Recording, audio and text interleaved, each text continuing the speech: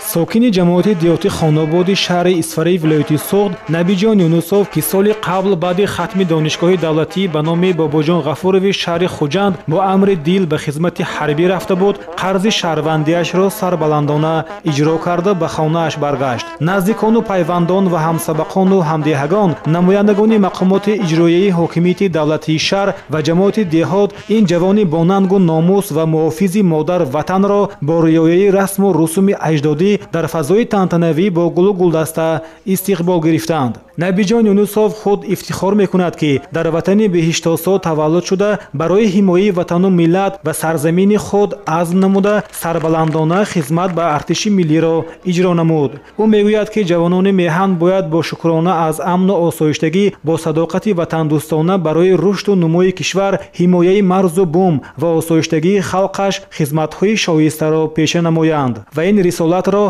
از همه ارزش‌ها بالا دانند. من با خواهش خود به صف قوای مسلحه جمهوری تاجیکستان رفته و امروز طول یک سال در قسم حربی 06870 شهر دوشنبه بریگاد حمله‌آور دسنتی خدمت نموده. امروز با سر بلند و خانه به پیش پدر مادر برگشتم.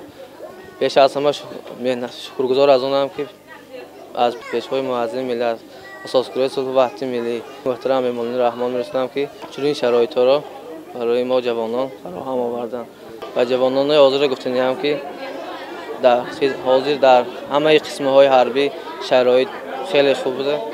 روان با خواهش خود با سری بلند روان خدمت را ادا کنند.